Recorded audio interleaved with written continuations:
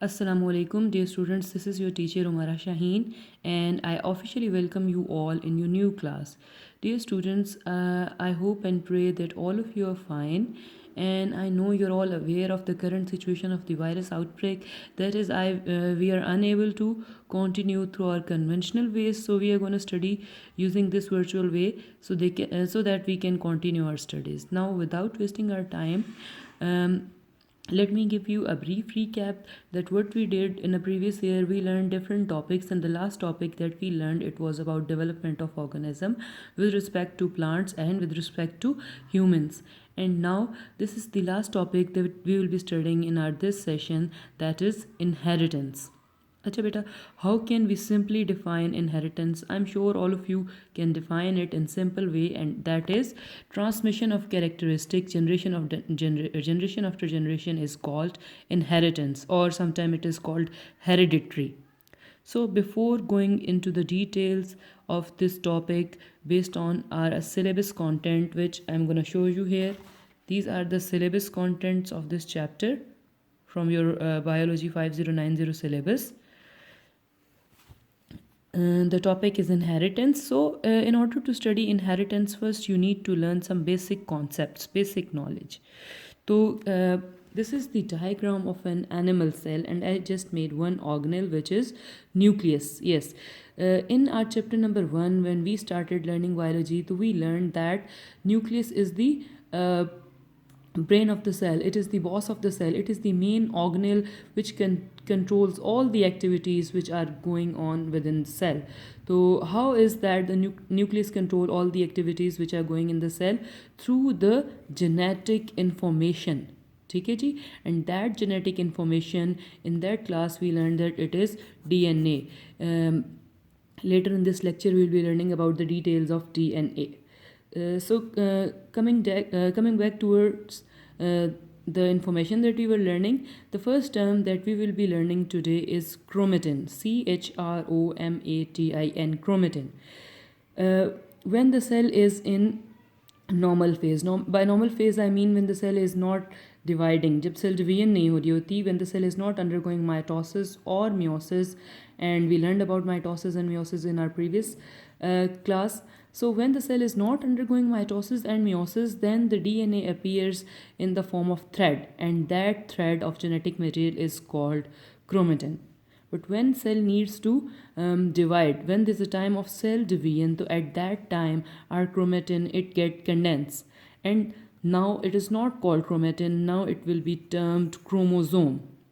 So this is how the chromosome will appear. It has two arms and it is attached at the center. Each arm is called a chromatid.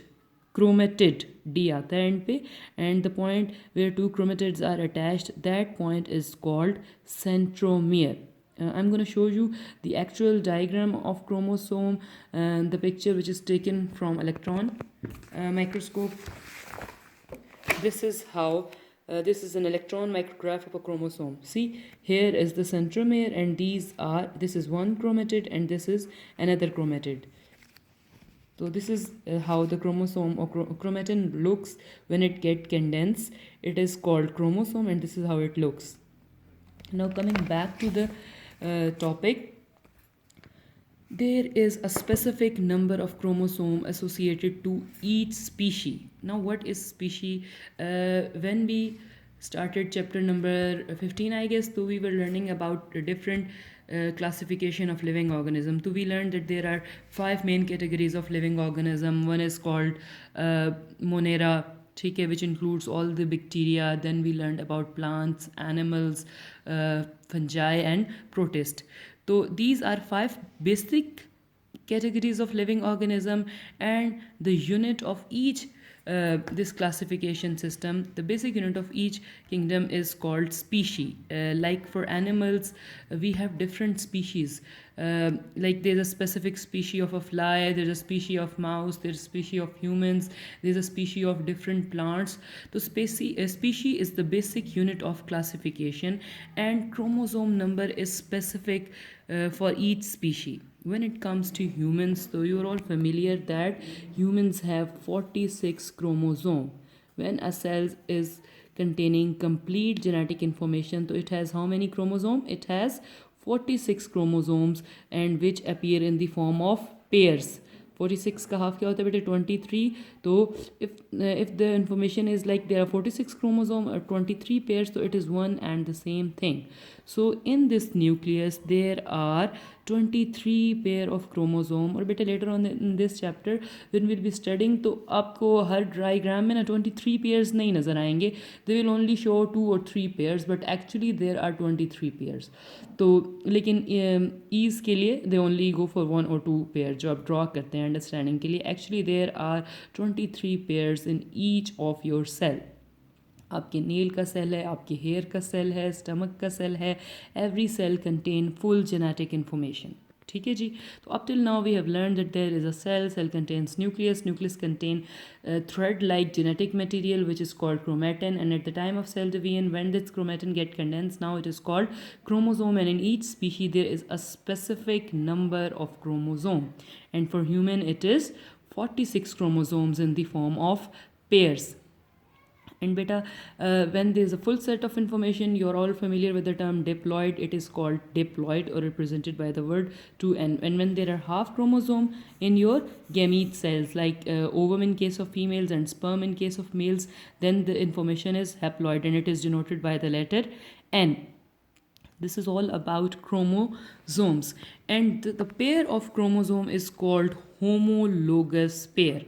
Pair of chromosome is called, what is it called? It is called homologous pair.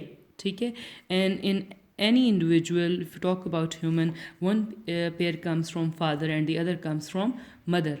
So we have half of the information from our father and half of the information coming from our mother.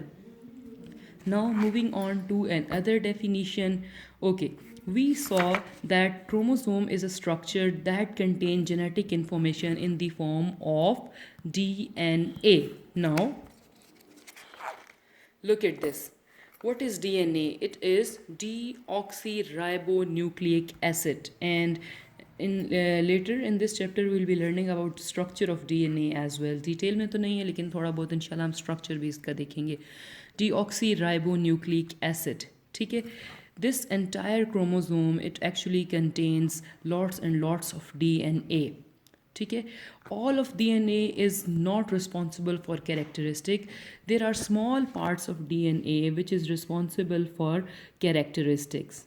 ठीक है. Characteristics like your eye color, like your height, like your intelligence, weight, skin color, everything in your body is a specific trait, and that trait is controlled by the DNA, the specific part of DNA which is responsible for coding a characteristic, that is called a gene.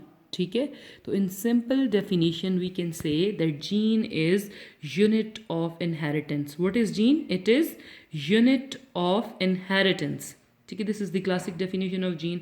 आपने, if there's a question regarding definition of gene, so you have to say that gene is the classic unit of life and it is responsible for transmission of characteristics generation after generation. Or you can say that it is the coding part of DNA. Coding part of DNA is called gene.